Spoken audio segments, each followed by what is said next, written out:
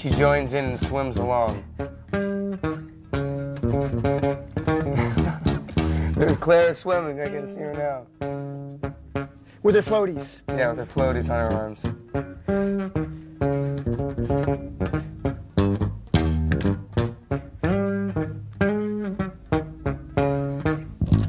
Claire going to the tattoo shop to get a tat like her daddy's.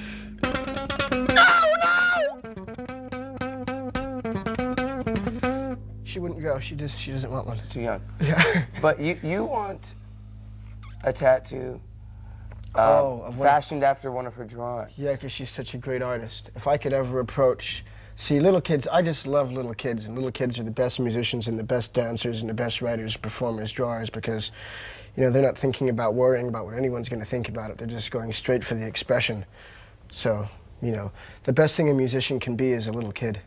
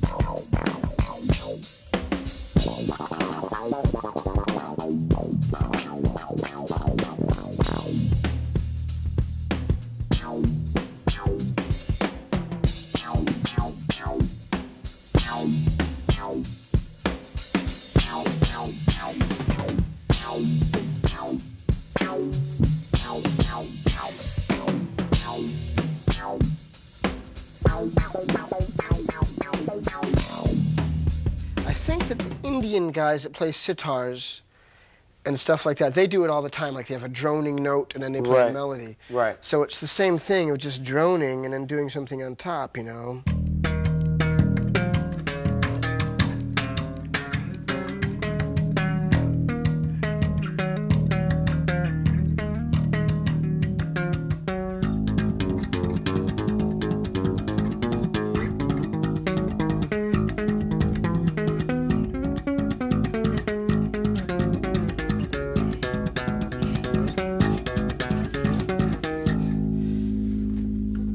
The D, you know?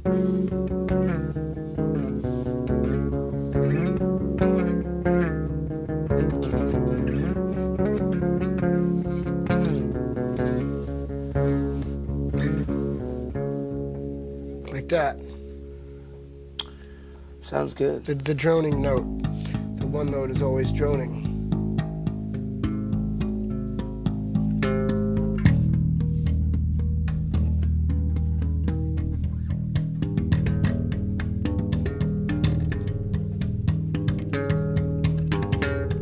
Cool.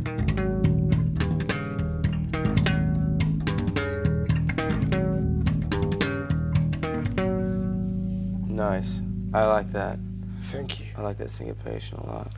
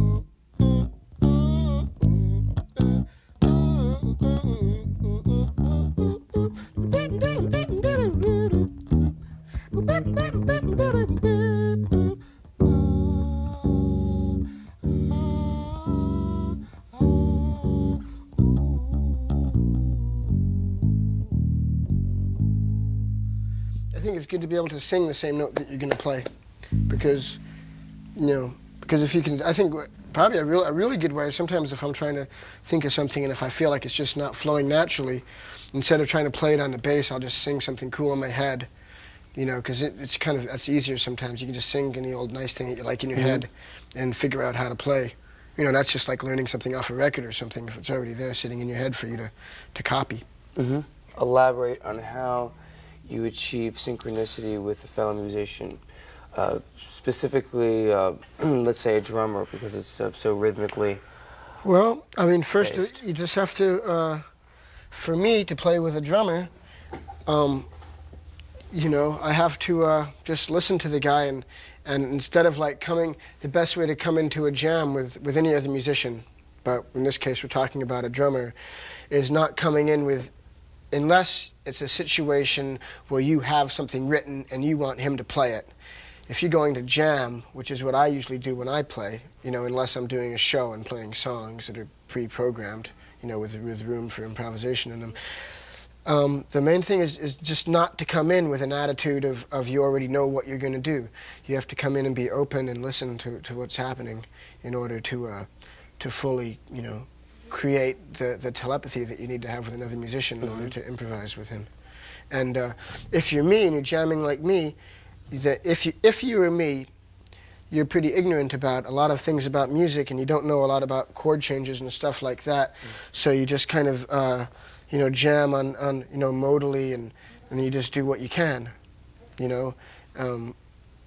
And I think because of, like, for me, jamming because of my ignorance of a lot of things about music, there's other things that I do, you know, which have made me what I am. Like, because of, it's like if you chop off somebody's leg, you know, the rest of their body gets stronger. So there's certain things that you know, that make people, you know, that make me good at certain things that I do, that make people like me. And so I guess that's good. You know, I mean, anything is good if you do it with commitment.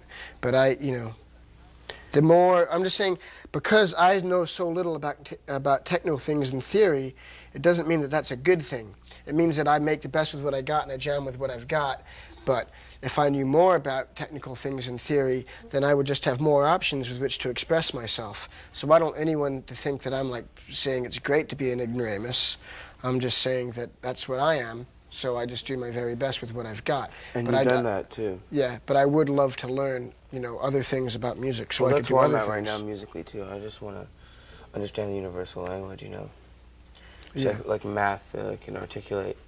Yeah, so you the can. Scientific world. And, exactly. You know, it's a language. Exactly, and I say, above all, just don't be lame.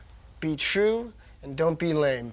Be true to yourself and never listen to it. If someone says something to you and, you know, if you don't think that it's right and you don't think it's cool, then just don't deal with it. Just be true to yourself and just play what you like, the best that you can. And just be yourself as hard as you can and do what you do as best as you can do it. Where you want to be pretty and pink like a soft rose growing in the springtime, then be that, as pretty and as beautiful and as slippery as you can. And if you want to just be like the biggest, ugliest monster that scares everybody away, do that as best as you can. If you want to be a clown in the circus, be a clown in the circus. If you want to be an upright golden statue of liberty, then be an upright golden statue of liberty. But just do whatever it is that you do and be true to yourself and be yourself and just play your hardest and your best and you know, always just play every note like it's your last, is what I have to say. And just really care. And if you really care, then you'll get somewhere.